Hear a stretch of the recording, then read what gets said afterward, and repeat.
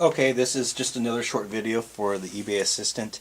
I'm going to show how to do a tie, and again, you're going to need to use a lot of common sense and a lot of just thinking of what people are looking for on eBay. And so one of the items that we sometimes get is a tie, and I list ties on my eBay site.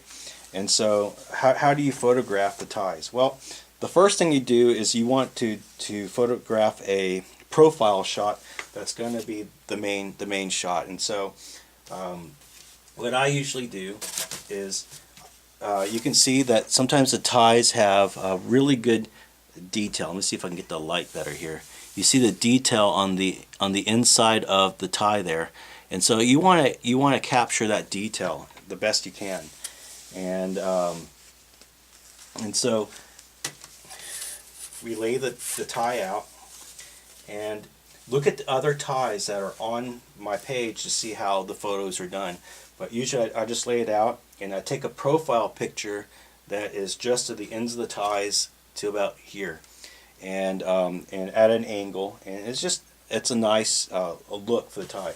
If you want to try it to be creative and do some other things, some people gently roll the tie and take a photo of the tie rolled up.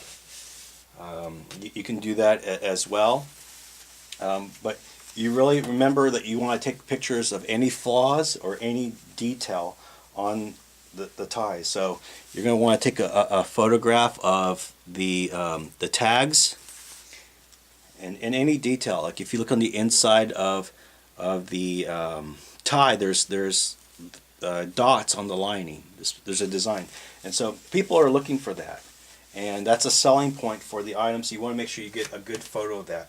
Again, I'm on a white background here. I made just a little white box. If that's something you want to do, if you want a white box, what I'll do is I'll get you the foam board, and we can make just a simple background box for you.